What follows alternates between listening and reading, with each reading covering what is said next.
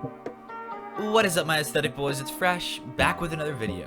This is the only channel on YouTube where you can both judge how fake a story is, judge what kind of revenge is being got, and learn about placebo-based revenge. Strap in. Sister wouldn't turn the lights off when I was trying to sleep. This event happened the night before my school started finals, so I decided to go to bed a bit early that night. My sister, on the other hand, she had on all the lights in the house with the excuse she was walking around a bunch, excluding the one in my room. You'd think, oh, she left your light off so your room is dark and you can sleep. Well, yes and no. My sister's lights were so bright that they flooded under my door and cast a dim light which was directly in my face. Not so bad, I could still sleep.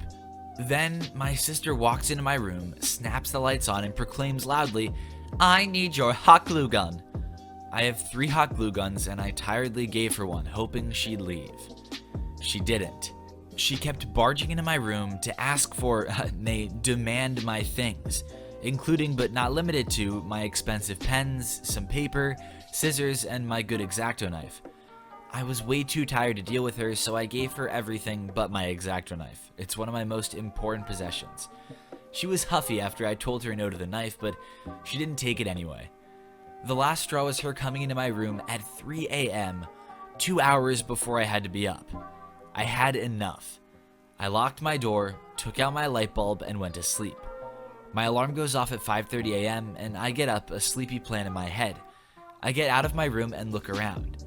My sister was asleep, as well as everyone else in the house, so I took my shower, got dressed, and before I woke up my sister, I enact my revenge. I went around the house and took out all the light bulbs from the lamps and ceiling fans and bathrooms, even taking the extra box we kept in the pantry. I hid them all in my closet and wrote a note to my parents telling them where the bulbs were and not to tell my sister. I promptly woke her up and listened to her bumble around in the dark and trip over our couch.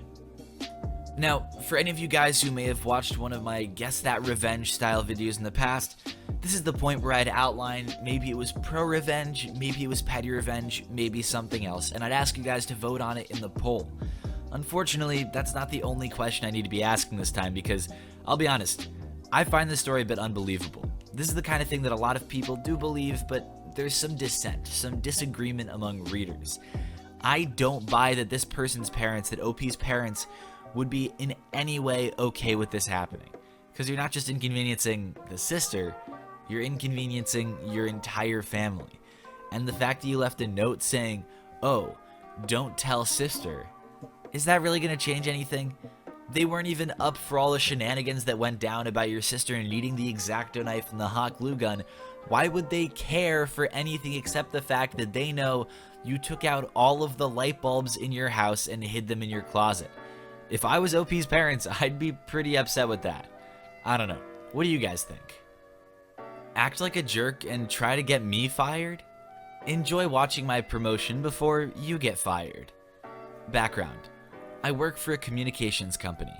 We primarily sell internet-based all-in-one communication solutions for businesses. I'm in the software development department working as a software tester currently. I've been with the company a long time and have worked my way up from phone support and have a ton of knowledge about the company, including policy and culture. I also have a relative who's worked in HR for many years. The story. I had been working as a software tester for about 2 years doing manual testing. Our team was fairly unsupervised as we didn't really have a manager, but the company was expanding quickly, so they hired us a manager. Enter Jay, the asshole. At first, things were fine. He was just learning the company. However, it was odd. He never asked anyone for any information. He just said he'd do his own research and spent the first month online reading stuff. Not sure what that taught him about our company specifically, though. After the first month, he hit the ground running. He immediately started creating automation tests, adding to the existing testing code, and creating stupid rules that made no sense. He broke tons of things and took credit for work that wasn't his. Everyone hated him, and we all referred to him as effing Jay. For the most part, we all ignored him. As of this point, no one has specifically said he was our manager. He was just here to help provide direction. Fast forward a few months and everyone on the team wants to quit. No one can stand him. He and I butt heads more so than others because I know he's wrong and I make my decisions based on the best interests of the customers. He hated that I never get in trouble, but I was hand selected for the position by our CIO. He knows how hard I work. Well, Jay keeps trying to get me in trouble. He finally succeeds. I get a write-up from him that says it's my final warning. I've never been written up before. I talk to my HR family member, review the company handbook, and I then go to HR with my write-up. I fight, and I win. I get a warning instead. Jay is livid. He gives me the stink eye for months to follow. Fast forward again, and he's still after me. But I have a family emergency come up. I have to move out of town. I apply to work from home, and my request is granted. Jay can't stand it. He tries to fight it and convince the company not to let me. However, he's not high enough up in the chain to override my approval from a C-level manager. He's running out of time to get me fired. I'm in the office working late daily, planning for my move and finishing up some work to allow me time off for the move. One of the company's policies for our department is that everyone gets to work from home 1 day a week. You pick as long as it isn't Monday or Friday. People often use this to work from home when sick. Well, I have a medical condition that sometimes requires I take medicine that means I can't drive a car. I emailed the office and let them know I was going to work from home due to being sick. I work for about 30 minutes, then Jay sends me a message. He tells me that employees are not allowed to pick a day when they work from home, and I need to take the day off and use PTO. I inform him that I've already worked part of the day and can't take paid time off. He insists that I stop working immediately. So, I do. I then contact HR because I know he's coming after me. I confirm that as a salaried employee, if I work at all in the day, I cannot be required to take paid time off. HR confirms. I forward the email to Jay. Once again, I've won the game, and he's so pissed I can see steam coming out of his ears every time he looks at me. The next day, I'm back to work. Jay sends me an email with a final write-up with a recommendation for termination because I took an unauthorized day off. What the hell? I immediately forward this email to HR with proof he told me to take the day. A screenshot of all the conversations I had with him about it and proof I forwarded the previous HR decision to him. In the email, I also included that I was filing a formal complaint against him for a hostile workplace, targeting, bullying, retaliating, and a violation of my ADA rights. The response is swift, sweet, and awesome. I'm immediately notified by Jay's boss that moving forward, I report directly to him. My write-up had been torn up and I can start working from home immediately, prior to my move. Jay is demoted from being the manager of the team. He's super pissed. Within 2 weeks, they demoted him from being the manager of his other team and then let him go within the month. Prior to his being fired, I got promoted up a level. I made sure to mention it often in our group chat channels. After I revealed his true colors to management, he began treating everyone else worse as I was now off limits. Complaints rolled in so much they had to let him go. Serves him right, the asshole. Oh man, I feel like at this point, I should just write a freaking book about the topics that cross a bunch of different subreddits, including ProRevenge, PettyRevenge, malicious compliance, the whole lot of them, because I can promise you that near the top of that list would be bosses exercising power for no reason except the fact that they can, and they probably want to feel in control. Funnily enough, the stories wouldn't be on Reddit if it didn't backfire in some way. Knock on my door despite my no soliciting sign? Just sit on the curb and forget about selling anything in my town for the rest of your day. We moved into a new cookie-cutter neighborhood, and since then, we've been bothered by pest control, carpet cleaners, lawn care, solar panel firms, etc. This was multiple times a day at first, but then we put up a no soliciting sign, and for a while, it worked pretty well. Fast forward to this week. Salespeople have rang my doorbell daily despite my sign. I started by chewing them out and finding their businesses online to leave bad Yelp reviews. Then I researched city ordinances. Apparently, they need a permit, which most don't have, and they can't ignore a no soliciting sign. It's $250 per violation. Awesome. Had my first victim yesterday who acknowledged he read my sign, but thought his info about solar panels was something I'd want to hear even though I specifically had a sign because I didn't want to be bothered. I chewed him out, and when he left, called police non-emergency number. The police came after only 15 minutes and caught up with him down the street.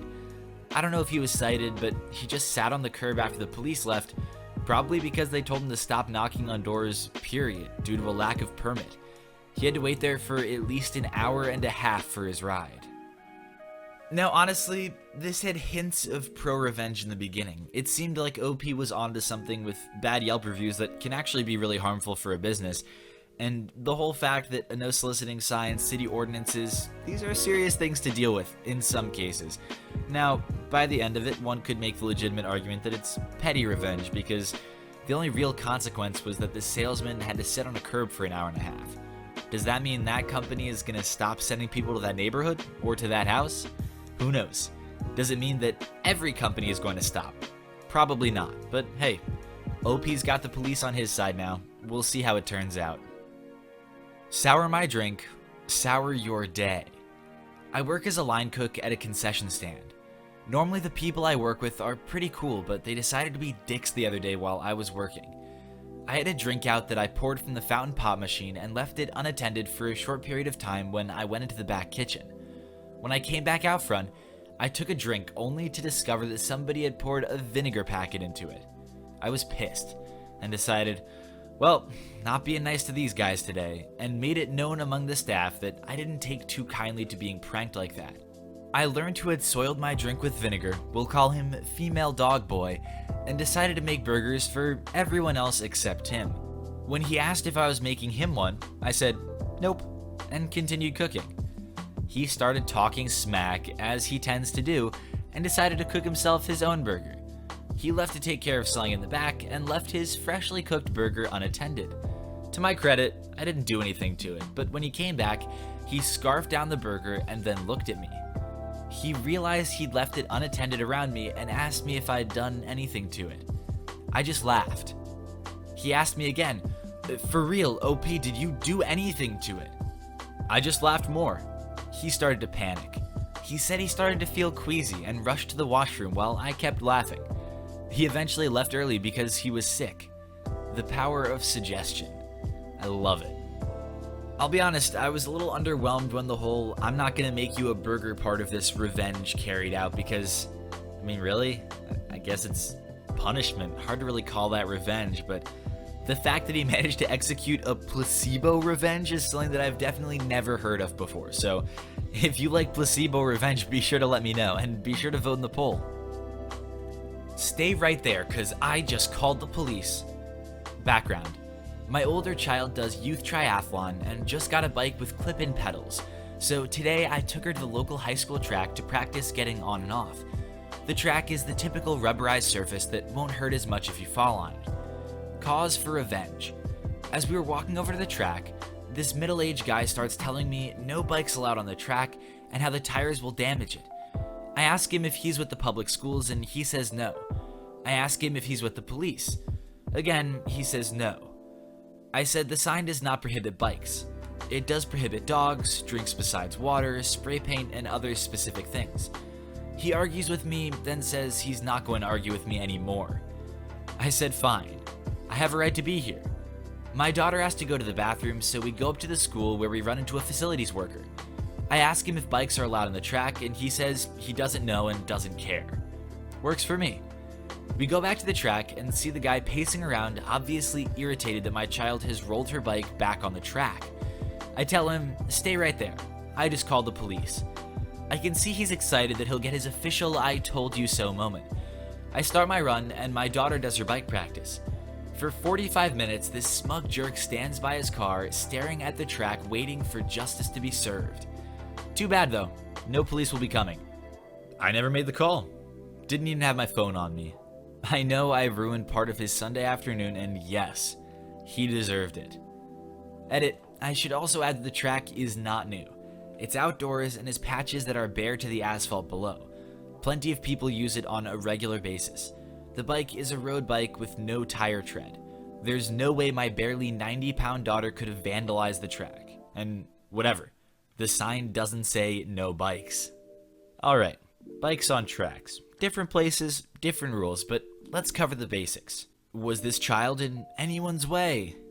No. Did anyone at the facility say that she shouldn't be there? Well, explicitly, no. Was there any signage there stating otherwise? No.